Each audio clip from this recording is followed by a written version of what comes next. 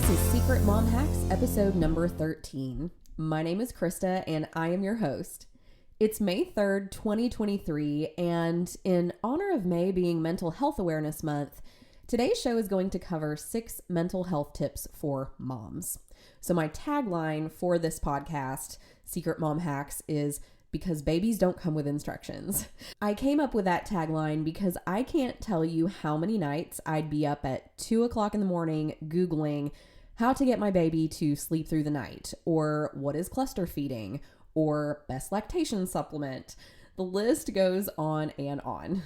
The fact is, us moms spend a lot of mental energy on being the best moms we can be. And when we're constantly exerting ourselves without filling our own cups, our mental health can certainly take a toll. But before we get into these 6 tips, I just want to say thanks for tuning in, Mama. As of this recording, I am chasing around a 4.5-year-old that no amount of Googling, mom groups, or what to expect when you're expecting books were able to prepare me for. There's a lot of stuff people don't talk about when it comes to pre-pregnancy, during pregnancy, postpartum, and as someone who was previously terrified of childbirth, parenthood, and all that follows, I'm here to help you pull back the curtain on all of it. And every now and then, it may get a little messy. We may share a little TMI, but that's why you're here, right? My goal is you'll leave every episode feeling refreshed, inspired, and hopeful, knowing you are not on this mom journey alone. There's a lot of subject matter to cover when it comes to mom life, and we are covering it all. So let's dive into these 6 mental health tips for moms. Tip number 1 is to make time for yourself. How many of us are guilty for never doing that? As moms, we're often so busy taking care of everyone else that we forget to take care of ourselves. We get those leftovers, right? So this is my first tip, to make time for yourself. Maybe you make time to enjoy a long, hot bath. That's actually my favorite. Get a good bath bomb. Get a glass of my favorite beverage. Maybe it's hot cocoa. Maybe it's wine. Maybe it's water. Maybe it's a soda. Light a candle. Get some good music going, or one of my other favorite podcasts, or grab the iPad and put it on my favorite Netflix show and prop it up there on the side of the tub. That is one of my absolute favorite ways to make time for myself. So whether it's that hot bath, going for a walk, or just sitting down with a good book, just stepping away from everything, shutting out the world, turning off the tablet, silencing the phone, enjoying a good book or a magazine, whatever it is that you can do, find something that you enjoy and make time for it every single day. Okay, I realize that may be asking for a lot, right? We all have the same amount of time in our days, and I don't know about you, but sometimes I feel like I get up and I blink and the day is gone. But whatever it is you can do, okay, if it's not every single day, at least 3 to 4 times a week, make time for yourself. And I realize that you may feel selfish at first. I certainly do. But I also know that if I'm not taking care of myself, I cannot take care of my loved ones. I end a lot of my podcast episodes reminding you of that, right? That it's hard for us to take care of everyone else if we're not taking care of ourselves. And it's so true. Taking care of yourself will actually help you to be a better mom in the long run. We all want to be the best parents we can be. It's really difficult to do that when we're not taking time for ourselves. If our cup is empty, then it's really hard for us to fill up everyone else's cups around us that are important to us. Tip number 2 is to stay connected. Again, I mentioned this in the intro to my podcast. I felt like so many times when I would be up early in the morning nursing, or at night getting my little one down, there were moments that I just really felt alone. I felt like I was on an island. So tip number 2 is to stay connected. It really can. It can feel isolating. So it's important to stay connected with other moms to help us remind each other that we are not alone. So whether that's joining a mom's group or a play group, reaching out to other moms in your community, having that local support system, whether it's in your community or in your neighborhood, it can make a huge difference when we're feeling overwhelmed or stressed. So I'll just share some of my own personal experience, the way that I've been able to stay connected, a few of the ways that I've been able to stay connected with other moms. There is a church women's group here that I've been able to plug into several times. And a lot of times they even have childcare, which is really nice. So I can take my daughter, she can go have fun with her friends. I can step off, go with the other mamas and just get some great mom time. So maybe there's a local church group in your area for other moms. Another way I've been able to stay connected is through a local community Facebook group. There are several of those actually here in my area. So definitely wherever you live, jump into Facebook, jump online and just Google Boston Mom Group or Miami Mom Community or Los Angeles Local Moms, something like that. Wherever you live, Google the name of your town and mom group or mom community. And you know what? If there's not one, maybe you could start one, because chances are, if that's something you're craving, if you're craving community, there are other moms likely feeling the same way.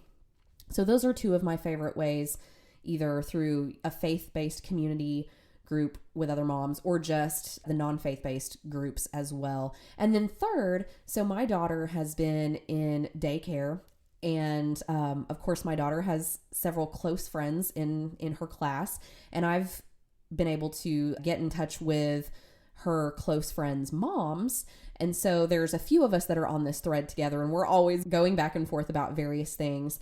And then those moms started adding in a few other moms that have children in my daughter's class as well. So before you know it, this little mom text thread has ballooned to several moms. It's like nearly all the moms in my daughter's class, which is awesome because that's a hyper local way to stay connected with other mamas. So I don't know what your situation, of course, is, but if your child is in daycare or preschool, maybe there's a way that you can get in touch with parents of other children who are in your child's class and stay connected that way.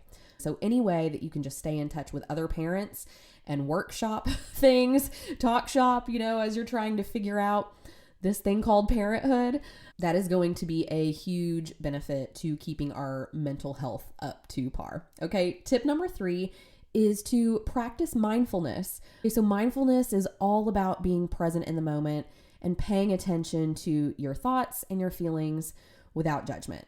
As moms, we're often so busy multitasking that we forget to be mindful. And I don't know about you, but I always feel like my phone is dinging and blinging and ringing and, and all of that. And so a lot of times when I'm with my family, I really try to silence the phone, be present, be engaged with those you love. Guys, before you know it, we talk about just the days going by in a blink. So my daughter's almost 5. I feel like the last 5 years have gone by in a blink. And I never want her to look back and think, wow, my mom was always on her phone, right? I want her to remember how engaged and thoughtful I was when we were all together. So I know that we're often so busy multitasking. I'm not saying not to multitask, but just try to be engaged. Do whatever you can to just be in the moment. Take a few moments every day, just focusing on what is happening around you, not thinking about what's happening across town or in the news or in our email inboxes. And sometimes it really could be just as simple as taking a few quick deep breaths or just doing this quick body scan to just check in with yourself, seeing how you're feeling, being mindful about what your body is feeling like, what your mind is thinking, what's really weighing on you, and focusing on just feeling those feelings. But also if something is really weighing on you or stressing on you, certainly we want to address those feelings and those thoughts and emotions. But when we're around our family and our loved ones, especially our little ones, we don't want to be frazzled. We want to be in that moment and doing whatever we can to help our children to be mindful as well. Putting the tablets aside, engaging in real life conversation, engaging in hands-on activities, reading, etc. And I think that mindfulness, that's something that we can talk about with our kiddos as well, and the importance of it. Tip number 4 is to get enough sleep. Y'all, sleep is so important for our mental health. Yet it's so often the first thing to go when we're busy or stressed. So my fourth tip is definitely to prioritize sleep. Try to get at least 7 or 8 hours of sleep every night. And if you're having trouble sleeping, talk with your doctor or a sleep specialist. So many ailments, I feel like, can boil down to just getting enough sleep. That's why they say when we are under the weather, rest. Your body needs to recharge. And so that goes for just, again, day-to-day things as well. When we're feeling stressed, when we're feeling anxious, often just getting 7 or 8 hours of sleep will help us get right back on the right track. Okay, tip number 5 is to ask for help. As moms, we often feel like we need to do everything ourselves, but it is okay to ask for help, especially moms of little teeny tiny babies. If you have a newborn, do not feel like you have to do all of this by yourself. I remember when I first had my daughter, I had several people sign up for a meal train.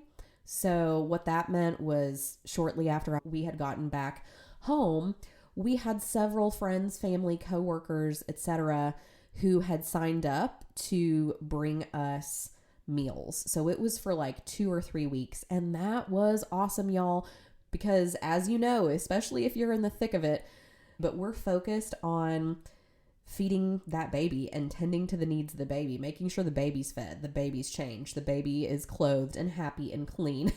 And so often we're forgetting to feed ourselves. And we got to eat more than just cereal and snack bars, right? Protein bars. I'm not throwing shade against those because I love me some cereal and snack bars every now and then.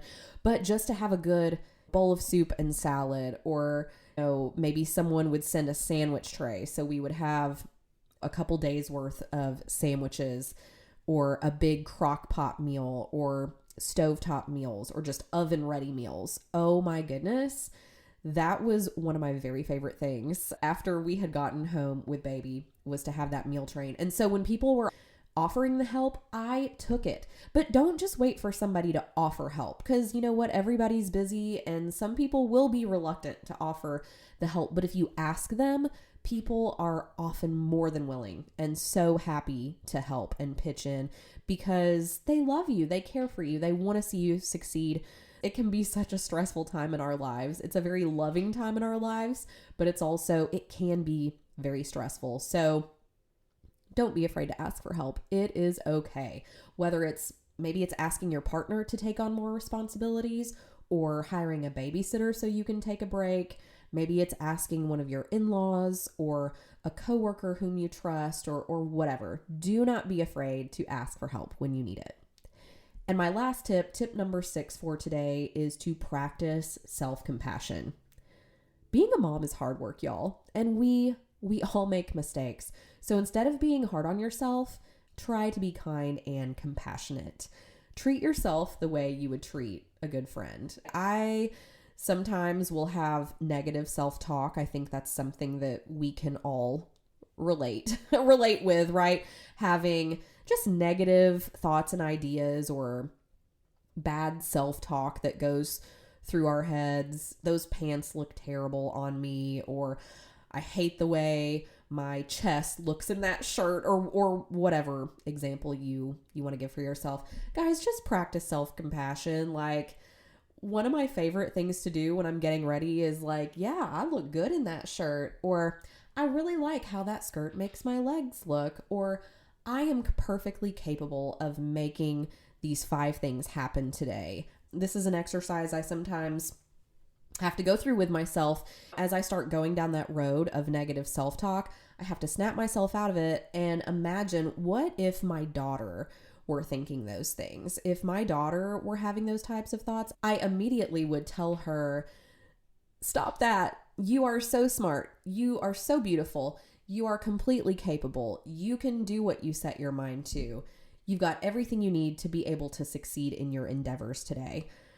Those positive affirmations are hugely important, and just practicing that self-compassion is going to go a long way in preserving our mental health. Those are my 6 mental health tips for moms as we are celebrating Mental Health Awareness Month this May. I hope you're having a great day, and I really appreciate you spending some time with me today. If you enjoyed today's episode, please subscribe if you haven't already. Give me a 5-star rating and leave a review sharing your favorite takeaway so far. Also, make sure you stop by secretmomhacks.com where you can find transcripts, resources, and more. Stay tuned for next week's episode, and until then, you've got this, mama.